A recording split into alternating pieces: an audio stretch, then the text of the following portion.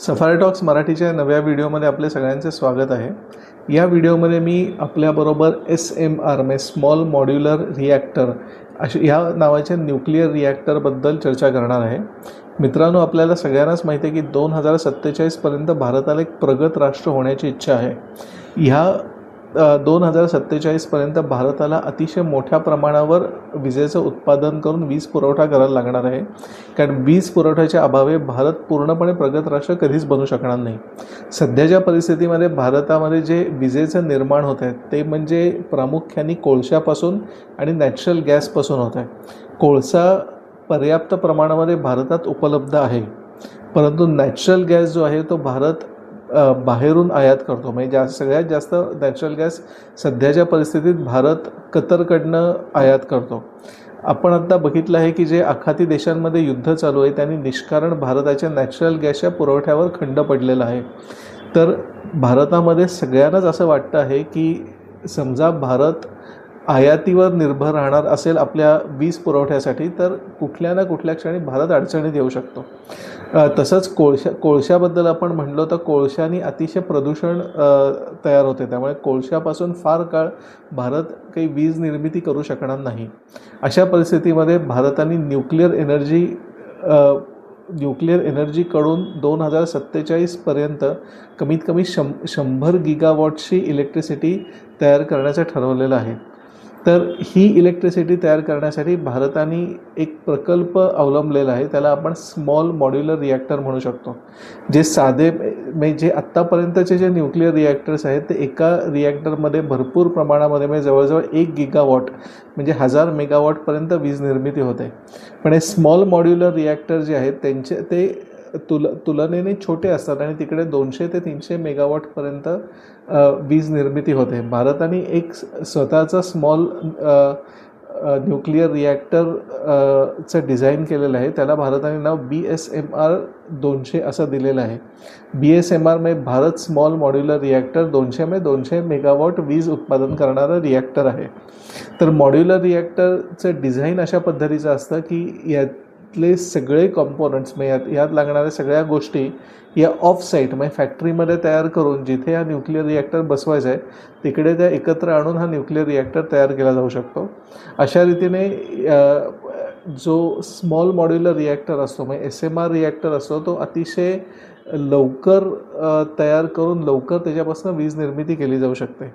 असंही मानलं जातं की हा स्मॉल न्यूक्लिअर रिॲक्टर हा जास्त सुरक्षित आहे, कारण ह्या न्यूक्लिअर रिॲक्टरमध्ये ज्याला आपण पॅसिव्ह सेफ्टी म्हणतो म्हणजे जी सेफ्टी गुरुत्वाकर्षणामुळे किंवा न्यूक्लिअर मटेरियलच्या आणि पाण्याच्या सर्क्युलेशनमुळे जी आपल्याला सुरक्षितता मिळते ही स्मॉल मॉड्युलर रिॲक्टरमध्ये जास्त प्रमाणात मिळते।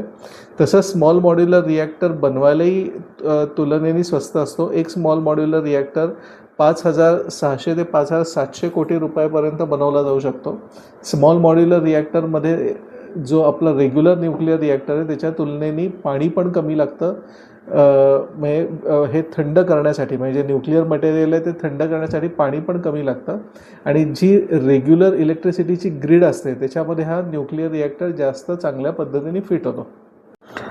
न्यूक्लिअर इलेक्ट्रिसिटीचं उत्पादन भारतात वाढवण्यासाठी डिसेंबर 2025 भारताने sustainable harnessing and advancement of nuclear energy for transforming India act 2025 म्हणजे ज्याला आपण शांती ॲक्ट म्हणतो ही भारताने पारित केली होती। या शांती ॲक्टच्याद्वारे भारतामध्ये एक न्यूक्लिअर रेग्युलेटर एस्टॅब्लिश केला जाईल। आपल्याला माहिती आहे की जसं आपल्या इथे इन्शुरन्समध्ये IRD आहे, टेलिकम्युनिकेशनमध्ये ट्राय आहे, तसंच एक न्यूक्लिअर एनर्जी रेग्युलेटर भारतामध्ये प्रस्थापित केला जाईल।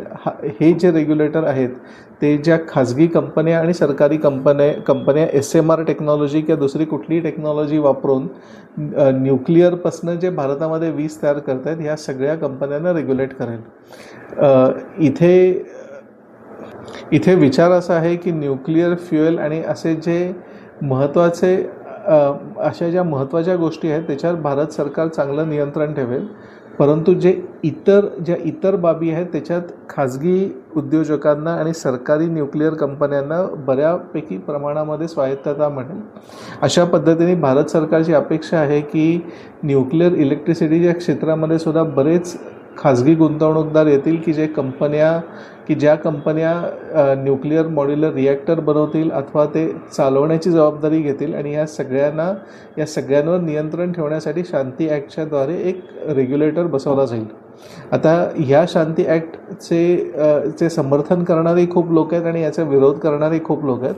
जे शांती ॲक्टचा विरोध करतात त्यांचं महत्त्वाचं म्हणणं असं आहे की शांती ॲक्टमध्ये पूर्वी आपल्या इथे शांती ॲक्ट येण्याच्या आधी ॲटॉमिक एनर्जी ॲक्ट 1962 होती आणि civil liability for nuclear damage act 2010 होती की जे दोन्ही कायदे आता शांती ॲक्ट आल्यावर काढून टाकलेले आहेत.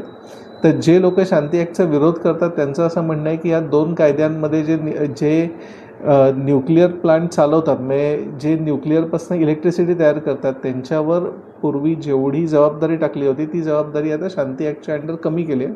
आणि जे लोक शांती ॲक्टला समर्थन करतात त्यांचं म्हणणं असं आहे की शांती ॲक्टमध्ये ज्या प्रकारचं रेग्युलेटर नेमणं आणि ज्या प्रकारचे बाकी सोयी आहेत की त्यामुळे खऱ्या अर्थाने खाजगी गुंतवणूक न्यूक्लिअर सेक्टरमध्ये भारतात येऊ शकेल.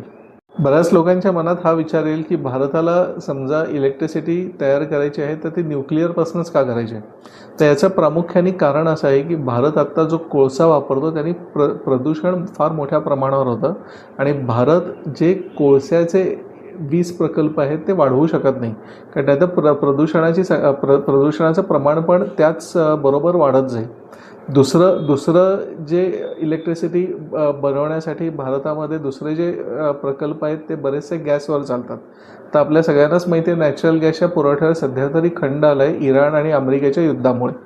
तर अशा परिस्थितीमध्ये न्यूक्लिअर एनर्जी हे एक एनर्जीचं असं स्रोत आहे, एक विजेचं असं स्रोत आहे की जे अतिशय रिलायबल आहे, ज्याच्यावर आपण अवलंबून राहू शकतो आणि एकदा न्यूक्लिअर प्लांट टाकला की तिथपासून जे विजेची निर्मिती आहे ती सातत्याने आणि निरंतर होत राहते.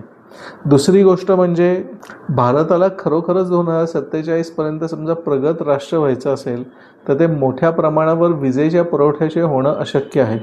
यासाठी लागणारी अतिशय रिलायबल इलेक्ट्रिसिटी आणि अतिशय कमी दरावर मिळणारी वीज हे भारताला न्यूक्लिअरपासूनच मिळू शकते. तर ह्या कारणामुळे भारतासाठी न्यूक्लिअर एनर्जी अपरिहार्य आहे आणि यासाठी शांती ॲक्ट आणि इत्यादी जे भारत सरकारने पावलं उचलली आहेत की जसं BSMR रिॲक्टर डिझाईन करणे, शांती ॲक्ट पारित करणे ही सगळी पावलं वेळेत उचलली आहेत आणि अतिशय गरजेची पण आहेत. एप्रिल 2026मध्ये भारतामध्ये 8.78 गिगावॉटची न्यूक्लिअर इलेक्ट्रिसिटी तयार केली जाते.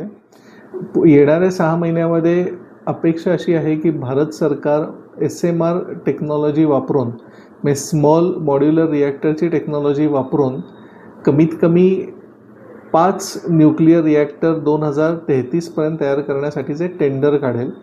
समजा हे टेंडर यशस्वी झाले आणि त्याप्रमाणे खरंच 2033पर्यंत हे 5 रिॲक्टर काम करू लागले तर 2033पर्यंत एकूण भारतामध्ये 22.38 गिगावॉटची न्यूक्लिअर इलेक्ट्रिसिटी तयार होईल. जसं आपण म्हटलं तसं आपलं गंतव्य आहे की 2047पर्यंत कमीत कमी 100 गिगावॉट्सची न्यूक्लिअर इलेक्ट्रिसिटी भारतामध्ये तयार व्हायला पाहिजे. आता हे सगळं करण्यामध्ये आपल्या समोर प्रामुख्याने ज्या अडचणी आहेत त्या म्हणजे की एक म्हणजे पैसा. ह्या प्रकारचे न्यूक्लिअर रिॲक्टर आणि एवढ्या प्रमाणात उभारण्यासाठी जेवढा पैसा लागेल तो पैसा भारत सरकारने तरी उपलब्ध करून दिला पाहिजे. नाहीतर ज्या खाजगी कंपन्या या क्षेत्रात येतील त्यांना हे क्षेत्र इतकं फायद्याचं वाटलं पाहिजे की ते आपल्या खिशातले पैसे काढून या क्षेत्रामध्ये गुंतवणूक करतील. दुसरी गोष्ट म्हणजे न्यूक्लिअर रिॲक्टर म्हणजे मॉड्युलर छोटे न्यूक्लिअर रिॲक्टर आहेत हे आपल्याला बहुतांशी भारतातच बनवायचे आहेत.